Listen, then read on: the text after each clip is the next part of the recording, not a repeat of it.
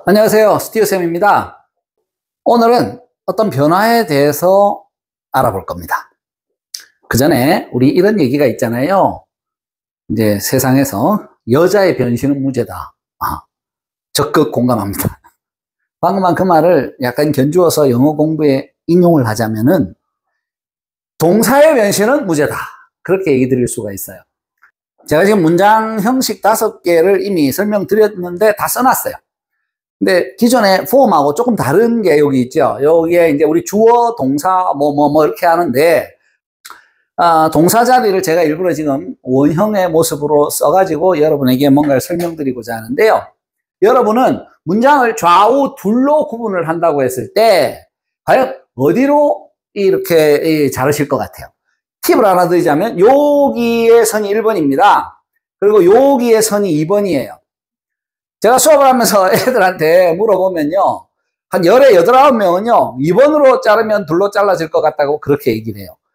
근데 사실은 그거 답 아닐 것 같죠? 너무 뻔한 것 같으니까 답이 아닐 것 같잖아요? 그렇습니다. 2번으로 자르면 안 돼요. 왜냐하면 제가 이제 약간 속이느라고 요렇게 선을 요것밖에 안 섞어놨는데 이걸 쭉 연장을 시켜서 여기까지 가보세요. 그러면 저기 일형식이라고 하는 저 문형은 안 나뉘어졌죠? 그렇습니다. 1로 나누면 둘로 나누어지지가 않아요. 그래서 문장을 크게 두 부분으로 나누어라. 그러면은 1로 나누어야지 나누어졌다라고 할 수 있습니다. 이걸 나누는 이유는 뭐냐 하면은 요 변신 때문인데 크게 나누어 놓고 보면요. 두 파트로 나누어졌으니까 이제 각 파트별, 부분별 이름이 있어야 될 건데 요쪽으로 나누어진 여기는 대체적으로 주어가 있지요. 그래서 우리가 이쪽 부분을 주, 부 그렇게 얘기합니다. 주어가 있는 부분이다. 주부라고 해서 주어만 있으란 법은 없어요. 제가 이미 말씀드린 내용 중에 부사에 대한 얘기를 드린 적이 있죠. 부사는 문장에 아무데나 가도 된다 그랬어요. 그래서 부사가 여기에 만약에 오면 걔가 주부에 속해 있는 거예요. 부사는 여기 가면 술부고, 술부 얘기 안 했죠. 이쪽 파트를 술부라고 합니다. 예, 크게 나누면 두 부분인데 이쪽 파트는 술부라 그러고 저쪽 파트는 주부인데 이 기준이 뭐냐 하면은 동사를 기준으로 하는 거죠. 동사를 기준으로 여기 앞에 딱 잘라서 이쪽 부분을 주부, 동사부터 나머지 일당들을 술부라고 합니다. 제가 이해하기 좀 좋게 이렇게 좀 삼각형 비슷하게 하나 그려놓고 할게요. 요게 술부예요. 여러분이 이제 공부를 하다 보면 아시겠지만 저기 주부적은 별로 할 게 없어요. 대체적으로 이제 주어가 오는 거고 경우에 따라서는 부사도 일로 올 수 있는 거예요. 뭐 나중에 여러분 이제 어느 단계쯤 가면 뭔가 뭐 도치 어쩌고 이런 얘기가 나올 거예요. 위치가 바뀌는 경우가 있습니다. 그럼 위치가 바뀌어서 예를 들어 얘가 이 뒤로 왔다고 쳐봐요. 그러면 얘가 주어지만 여기 오면 뭐가 되는지 아세요? 술부가 돼요. 그러니까 술부다 주부다 하는 것은 동사라는 걸 기준으로 놓고 그 앞쪽이 주부지 여기에 주어가 꼭 있어야 된다 뭐가 있어야 된다 목적어 여기 가 있을 수도 있어요. 왜냐하면 뭔가의 이유에 의해서 위치가 바뀌면 그럴 수도 있거든요. 그러니까 주부 술부라는 것은 딴 게 없고 동사를 기준으로 앞이 주부예요.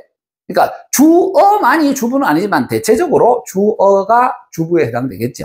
그 다음에 동사부터 그 이하를 술부 그렇게 얘기합니다. 제가 이제 좀 생긴 모양은 좀 어설프지만 요 삼각형 비슷하게 생긴 게 술부라고 그래요.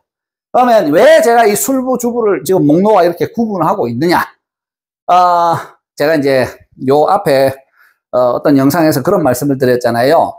영어 공부를 하다 보면은 어느 단계 열심히 하다가 좀 가다 보면 탁 부딪히는 턱이 하나 이제 만나진다고. 그 턱이 문장 5형식이다. 5번째 형식이다. 그런 얘기를 드렸잖아요. 요 목적격 보호라는 게 아직은 제가 설명을 반도체 못 드렸어요.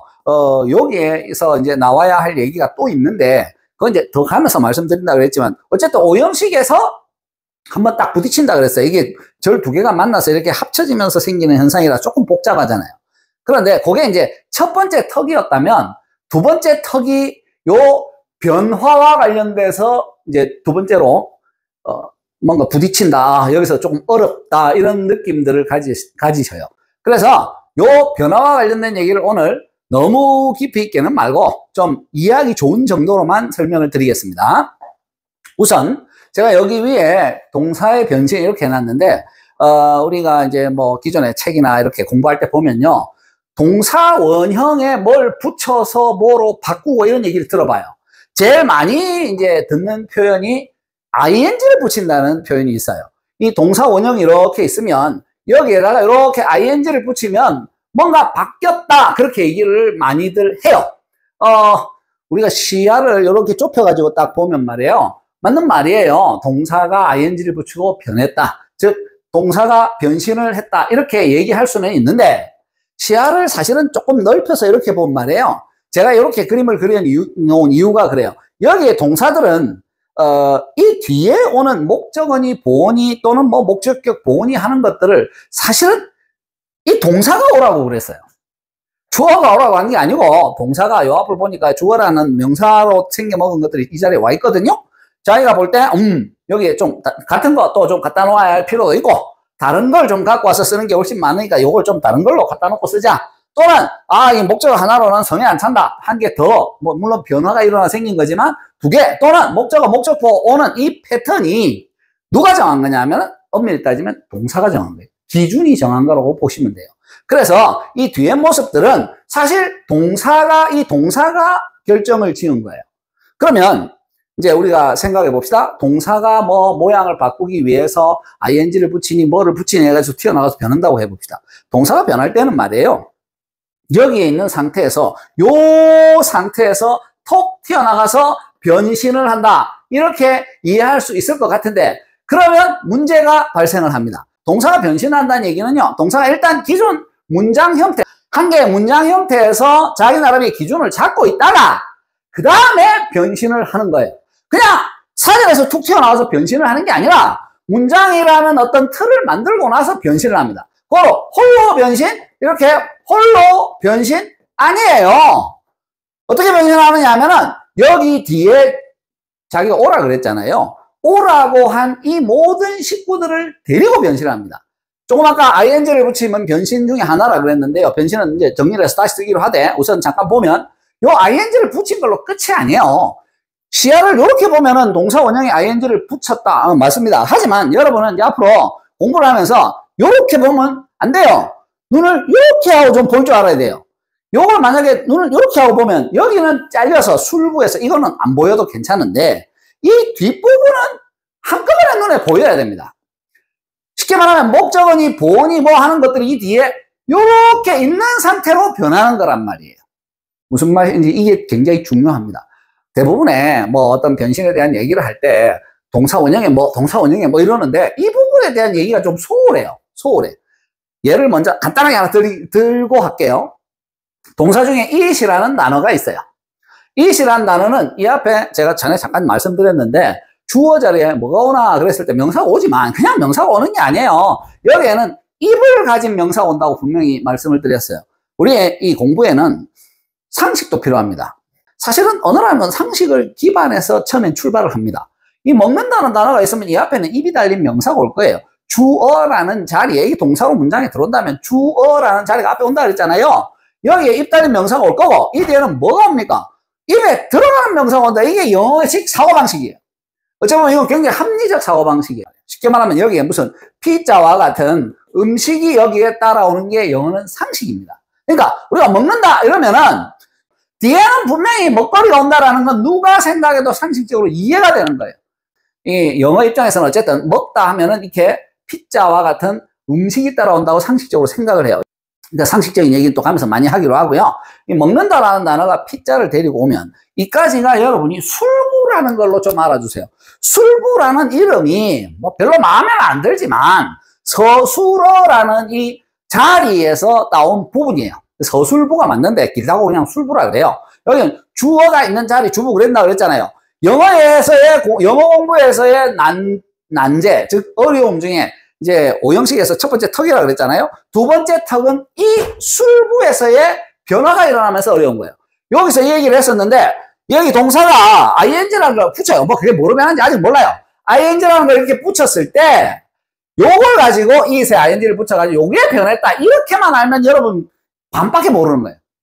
eat이라는 단어는 피자를 데리고 오는데, 뭐 피자만 오겠어요. 햄버거도 오고 별거 다 오겠죠. 오는데 이걸 데리고 있는 상태에서 변한 것이다. 그렇게 여러분이 삐리리까지가 동사가 변한 거라는 걸 아셔야지, 여러분이 그 시야를 요만큼 넓혀서 아셔야지 제대로 하는 거예요.